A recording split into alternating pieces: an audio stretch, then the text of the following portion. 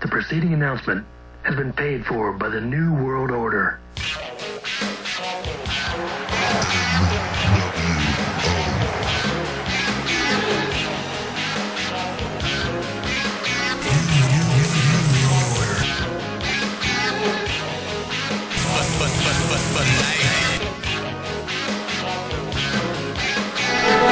Welcome back to Jon Amo's Archives, where, for the first time since his return, we actually talk about football.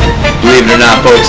Sorry that I've been so distracted and I've been unable to talk about football that much up until now.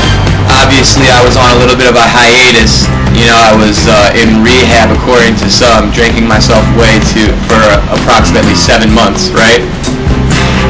But seriously, so I had to address some issues when I first came back, and now all of a sudden week 1 is upon us, and that being said, I'm going to have to put my imitation video, my impersonation video right now on hold, temporary suspension, just until I figure out this editing thing, and just because week 1 is right around the corner.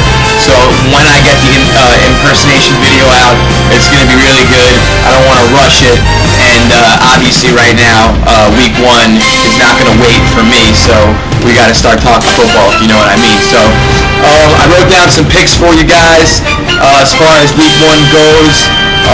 So that being said, let's start off, get right into it. Top of the hour, you got the Saints losing to Indianapolis 28-34, scoring affair. The Steelers beat the Browns 13-6. Charlie Fry is the quarterback, and then there's not much going on over there in Cleveland. Eagles beat the Packers 24-13. Big win for Philly. Donovan has a big game. Brian Westbrook has a big game. Eagle defense shuts down Green Bay at Lambeau Field. Brett Favre is owned by Philadelphia. The Pats beat the Jets in New Jersey 28-20. The Panthers lose to the Rams in St. Louis 21-24. Remember, guys, I think St. Louis is going to have a good year this year. They have a really, really explosive offense. I don't know how you can have all those weapons and not have a good year personally, but we'll see. The Chiefs prevail over the Texans in Houston 21-17. The Redskins beat the Dolphins 20-17 at home. The Falcons lose to the Vikings 14-17 in Minnesota. Joey Harrington ain't going to get the job done here, folks. This ain't the year for him. Atlanta Falcons should have pursued Dante Culpepper. That being said, Dante Culpepper will certainly be the starter by week 3 or 4 or halfway through the season at the latest. He is definitely the most talented back on the Oakland Raiders. And I still think that, breaking off for my picks really quick, once again, that's the Falcons losing to the Vikings 14-17. I still think Dante Culpepper has the talent to be an MVP caliber quarterback. I don't think you could just throw up 36 touchdown passes 1 year and then become junk the next year. And I don't think the answer was he had Randy Moss, because I don't think Randy Moss was, that great either. So that's just what I think. I could be wrong. He might be a bum. Back to the picks. The Broncos over the Bills 21-10. Buffalo this year is going to probably be one of the worst teams in the league. That's my prediction. I think they're putting too much hopes in the kid, the running back. You guys know I'm not a big college fan, so I don't know too much about that, but still think they're putting too much hope in the kid. And they lost a couple of their linebackers, London Fletcher, obviously Tequila Spikes, Philadelphia Eagles, and now they got a couple of linebackers that they were expecting to replace those guys injured. It's not looking good for the Buffalo Bills. Broncos will probably have a 10-win season. Lions over Oakland, 20-17.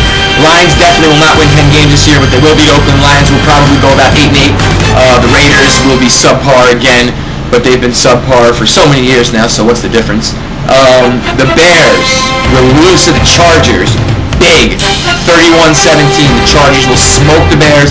LT will have a big game, and this will actually put some doubt in some of the Bear lovers' minds that they're going to have a return to the Super Bowl, because like I said, Chicago is only looking at a 10-win season, I believe, this year.